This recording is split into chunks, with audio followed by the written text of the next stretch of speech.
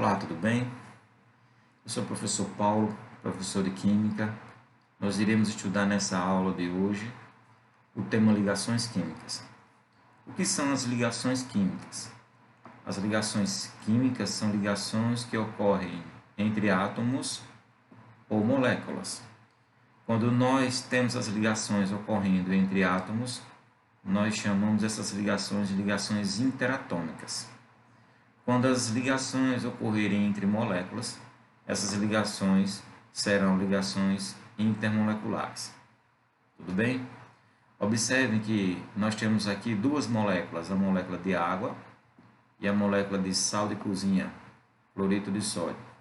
Então, na formação de uma molécula de água, nós temos dois átomos de hidrogênio se ligando com um átomo de oxigênio. Aqui é a ligação entre átomos. Aí nós dizemos que são ligações interatômicas. No mesmo caso, o sódio com o cloro. Então, ligação entre átomos. Ligações interatômicas. Nós iremos ver no decorrer das nossas aulas os tipos de ligações moleculares também mais na frente. Então, vejam bem. Observe as substâncias presentes aí abaixo, substâncias do nosso cotidiano, que nós temos a formação dessas substâncias que ocorrem através de ligações interatômicas, ligações entre átomos. Então, no caso do ozônio, a ligação é entre 3 átomos de oxigênio.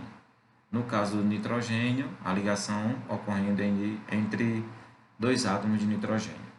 No sal de cozinha é o sódio com o cloro e na água são 2 átomos de hidrogênio se ligando com o oxigênio. O que é necessário para um elemento se ligar com o outro? Então, os átomos eles não são estáveis, a maioria dos átomos, com exceção dos gases nobres, os outros não são estáveis. Quando é que nós temos um átomo estável? Quando ele obedece a essa regra chamada regra do octeto ou teoria do octeto. Então, os átomos não estáveis eles se unem uns aos outros a fim de adquirirem a estabilidade eletrônica, de ficar estável. Ok? Então, nestas uniões, nessas ligações, os átomos devem, para ficarem estáveis, ganhar ou perder elétron. Eles também podem compartilhar. Observe no caso do átomo de sódio aqui, a bolinha amarela representando que ele possui um elétron na última camada, o cloro aqui com elétrons também na sua última camada. O cloro apresentando 7 elétrons e o sódio apresentando um elétron na sua última camada. Para o sódio ficar estável, ele precisou perder um elétron, como vocês viram aí, se formando em um íon positivo chamado de cátion. O cloro, para ficar estável, precisou ganhar um elétron, se transformando em um íon negativo para ficar estável. Okay? Então, existem casos onde um átomo perde elétron e o outro ganha elétron. Então, nós temos esses casos aí. Nós temos outros casos também. Em algumas moléculas, os átomos eles compartilham elétrons. Não há perda de elétron de um átomo para o outro. O que ocorre é um compartilhamento de elétrons, para ficarem estáveis também quando efetuam ligações entre si. No caso do hidrogênio, ele compartilhou seu elétron com o elétron do outro hidrogênio para adquirir a estabilidade. Então, nós tivemos aí um caso de compartilhamento de elétrons. Ok? Os gases nobres. Os gases nobres eles são estáveis. Então, os gases nobres, eles são estáveis porque eles apresentam a camada de valência aí estável. Como assim? Então, porque os gases nobres, eles são encontrados isolados, eles não se ligam com nenhum outro átomo, porque a sua configuração eletrônica ela é estável. Observe aí que nós temos o hélio, o neônio, o argônio, o criptônio, o xenônio e o radônio, que são gases nobres. Essas espécies são espécies estáveis. Quando é que um elemento ele fica estável? Como nós falamos agora há pouco, quando a sua última camada contém 8 elétrons. Há algumas exceções para alguns átomos, onde eles ficam estáveis com quantidade de elétrons diferente de 8. Mas, em regra geral, a maioria dos átomos ficam estáveis com 8 elétrons. O hélio é o átomo que está estável, que fica estável com os seus 2 elétrons na última camada. Esse átomo ele só apresenta uma camada, que é a camada K. Essa camada K ela está apresentando 2 elétrons. Então, ela está apresentando o número máximo de elétrons na sua única camada. Então, o átomo de hélio, ele já, por natureza, é estável, contendo 2 elétrons na sua última camada. Observe que os outros átomos, eles obedecem à teoria do octeto, os elementos apresentando 8 elétrons na sua última camada. Observe o caso do neônio, que ele tem 8 elétrons na sua última camada. Observe o caso do argônio também, apresentando 8 elétrons na sua última camada. Observe o criptônio, a última camada é essa, ele também apresentando 8 elétrons na sua última camada. O xenônio, apresentando na sua última camada também com 8 elétrons. Nós podemos observar aí, então, que o radônio também tem a sua última camada contendo 8 elétrons. Então, todos os gases nobres, portanto, já são estáveis por natureza, contendo 8 elétrons na última camada, por isso que eles não precisam se ligar com ninguém, com exceção do hélio, que já é estável com 2 elétrons na sua última camada. Então, os átomos que apresentarem a configuração dos gases nobres, eles serão considerados átomos estáveis. Nós temos aqui um exemplo com o átomo de sódio. O que é necessário para o átomo de sódio ficar estável? Tá? Então, átomos com menos de 4 elétrons na última camada, eles devem perder esses elétrons para ficarem estáveis. Quando eles perdem elétrons, eles formam cátions. Observe que o átomo de sódio tem na sua última camada um elétron. Quando ele perde esse um elétron, ele fica estável, porque essa sua camada deixa de existir e ele vai ficar com a sua última camada contendo 8 elétrons. Nós temos o caso do alumínio, que para ele ficar estável, ele vai perder 3 elétrons. Então, é regra, quando o átomo apresentar menos de 4 elétrons na sua última camada, ele vai perder esse elétron, deve perder esses elétrons para ficar estáveis, que é o que acontece, porque a sua camada anterior fica com 8 elétrons. Então, no caso do alumínio, ele tem 3 elétrons na sua última camada, para ficar estável, ele vai perder esses 3 elétrons. Quando os átomos eles apresentarem mais de 4 elétrons na sua última camada, ele deve ganhar elétrons para adquirir a estabilidade eletrônica. Eles, quando ganham elétrons, aliás, eles formam íons negativos chamados de ânion. Observe o exemplo do enxofre. O enxofre tem esse número atômico 16, pela sua configuração, a última camada contendo 6 elétrons. Então, ele deve ganhar elétrons. Para ele ficar estável, obedecendo à teoria do octeto, ele deve ganhar 2 elétrons, já que ele tem 6 elétrons na sua última camada, ele obrigatoriamente tem que ganhar 2 elétrons para ficar estável. Há algumas exceções que nós iremos ver, onde o enxofre participa aí dessas exceções. Nós temos aí também um outro exemplo, é o elemento cloro. O elemento cloro ele tem 7 elétrons na sua última camada. Para ele ficar estável, ele vai precisar ganhar um elétron para ficar com 8 elétrons na sua última camada. Então, a sua estabilidade aí ela é estabelecida quando ele ganha um elétron aí na sua última camada. Lembrando que nas ligações interatômicas, os elétrons envolvidos são apenas da última camada de cada espécie. Vamos a um exercício para fixarmos o que nós aprendemos até agora, né? Vejam bem, nesse exercício nós temos o seguinte texto: para adquirir a configuração eletrônica de um gás nobre, ou seja, para ficar estável, o átomo que apresentar número atômico 16 ele deve perder elétrons, ele deve receber elétrons. Se perde ou se recebe quantos elétrons? Então, nós iremos ver o caso aqui. Então, nós temos aí a configuração eletrônica dessa espécie. Ele apresenta número atômico 16. Então, nós efetuamos a distribuição eletrônica com 16 elétrons distribuídos. E nós podemos observar que esse elemento aí tem a sua última camada contendo 6 elétrons. Observe, quando nós fizemos a distribuição eletrônica, ele mostra na sua última camada 6 elétrons.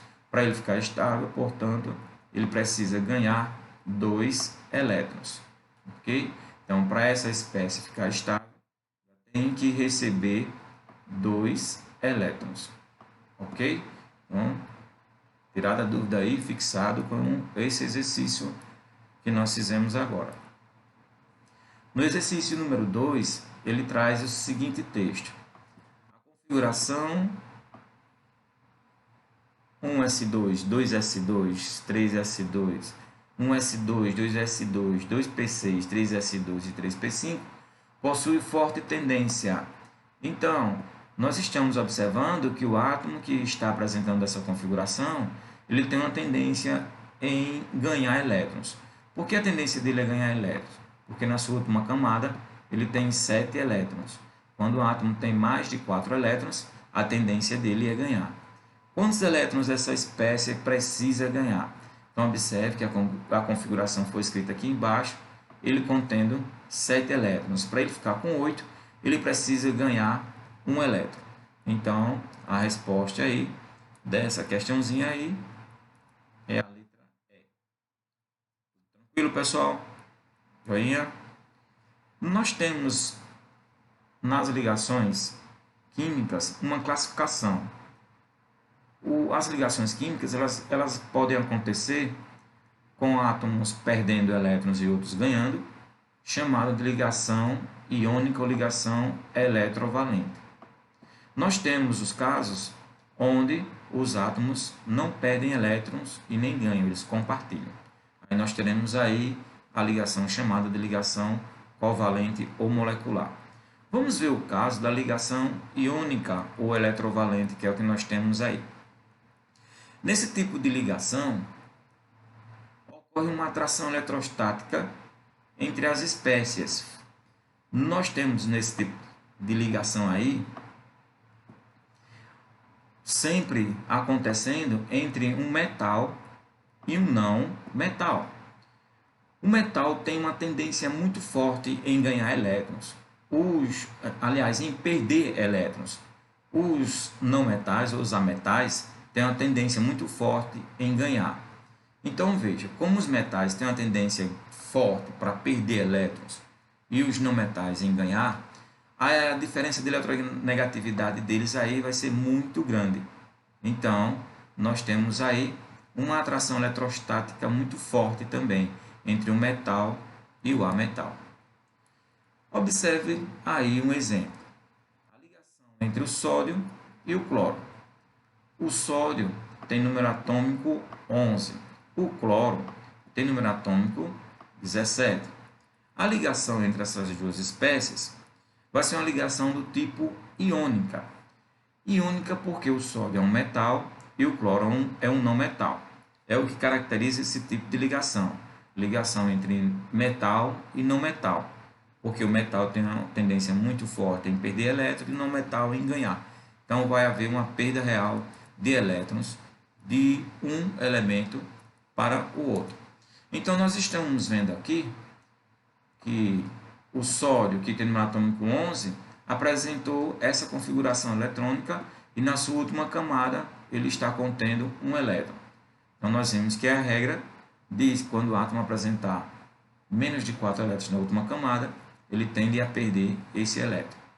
Quando o átomo apresentar 7 elétrons na última camada, ele tende a ganhar. É o exemplo do cloro aqui, que com o seu número atômico nós fizemos a distribuição eletrônica.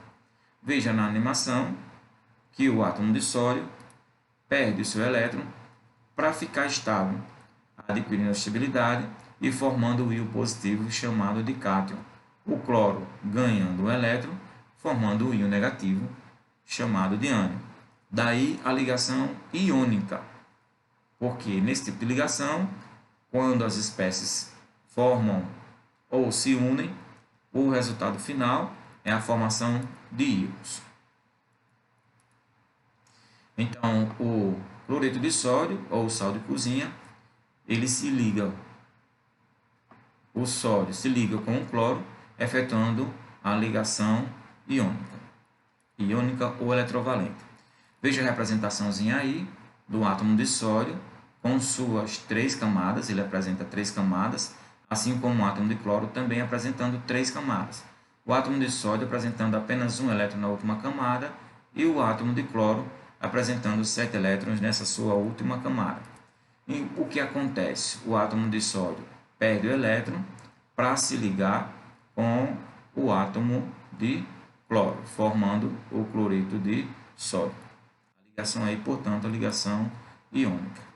Nós iremos ver um outro caso aqui da ligação entre o magnésio, que tem número atômico 12. Quando nós efetuamos a distribuição, ele vai apresentar 2 elétrons na primeira camada, 8 na segunda e 2 elétrons na última camada, o átomo de magnésio, com 2 elétrons na última camada. A tendência dele aí é perder esses elétrons por regra. O átomo de cloro, ele apresenta número atômico 17, contendo 2 elétrons na primeira camada, 8 na segunda e 7 elétrons na última camada. O átomo de cloro tem 7 elétrons na sua última camada e cada átomo de cloro aí vai ganhar apenas um elétron. Então, o tipo de ligação aqui que vai acontecer vai ser por perda de elétron. Um átomo de cloro perde um elétron, 2 elétrons, aliás, um elétron para cada. O átomo de magnésio, aliás, perde 2 elétrons, um elétron para cada cloro, ficando com a sua última camada estável, por apresentar 8 elétrons. Assim também acontece com os átomos de cloro. Cada cloro ganhando um elétron, ficando estáveis com 8 elétrons na sua última camada, portanto, adquirindo aí a estabilidade eletrônica. Então, nós temos um magnésio se ligando com 2 cloros, formando o cloreto de magnésio. Então, a combinação aí vai ser um magnésio para 2 cloros. Uma regra prática para determinarmos a fórmula dos compostos iônicos. Então, professor Paulo, como eu vou determinar a fórmula de um composto iônico quando um elemento se liga com o outro? Quando nós temos aí, por exemplo, o magnésio se ligando com o cloro, ou o sódio se ligando com o cloro, ou o sódio se ligando com o oxigênio. Tem uma regrinha bem prática.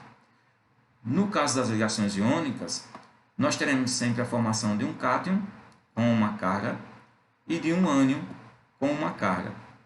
Nós iremos ver aí que a carga, vou voltar à animação, e nós iremos perceber o seguinte, que a carga do cátion indica a quantidade de espécies do ânion. A carga do ânion indica a quantidade de espécies do cátion. Por isso que nós temos aí esse movimento, tá? Desprezando suas cargas, determinando a quantidade de cada espécie na ligação.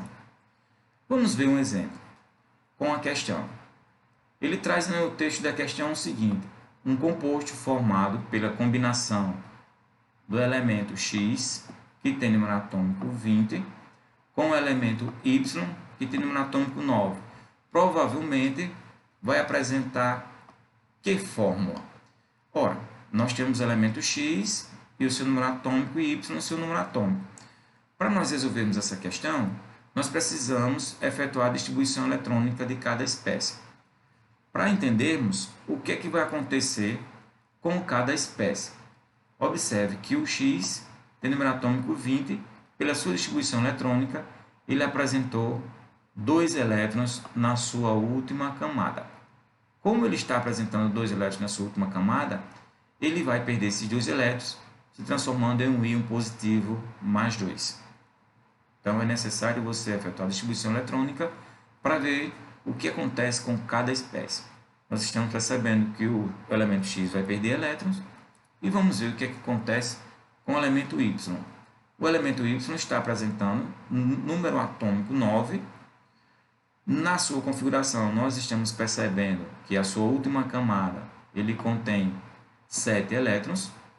Então, a tendência desse elemento é ganhar elétrons. Como ele tem 7 elétrons, ele vai precisar ganhar mais um elétron para ficar estável. Qual a fórmula resultante, então, do elemento X quando ele se combina com Y? Segundo o esqueminha, nós temos a carga de X 2 e a carga de Y 1. Nós vimos agora há pouco que a carga de uma espécie indica a quantidade da outra. A carga de Y vai indicar a quantidade de X e a carga de X vai indicar a quantidade de Y, desconsiderando os sinais. Então, nós teremos como resultado aí a fórmula X, Y2. Obviamente, não houve a necessidade de escrever o 1, né? Ele fica subentendido. Então, a fórmula resultante da espécie aí é essa. Uma outra questão para fixarmos mais um pouco o conteúdo. Ele traz no texto seguinte: qual é a fórmula esperada para um composto formado pela união de um elemento metálico A do grupo 1, lá da tabela periódica? Então, o elemento A do grupo 1 vai se ligar com o elemento B do grupo 15. Observe que ele traz no texto. Nós temos um elemento metálico A e um elemento não metálico B. Então, obviamente, vocês já estão entendendo que a ligação aí vai ser uma ligação iônica, porque eu vou ter um metal se ligando com um não metal. Bom, professor Paulo, por que o elemento A perde um elétron? O elemento A perde um elétron, formando a espécie com carga mais 1, porque ele é do grupo 1 da tabela periódica. Todos os elementos da tabela periódica do grupo 1, eles têm um elétron na sua camada de valência. Então, eles irão perder esse elétron, formando um íon positivo mais 1. E o elemento B? Porque esse elemento B ganha 3 elétrons. Esse elemento B ganha 3 elétrons porque ele é do grupo 15. Todos os elementos do grupo 15 da tabela periódica, eles apresentam 5 elétrons na camada de valência. Se eles apresentam 5 elétrons na camada de valência, eles tendem a ganhar 3 elétrons para ficarem estáveis.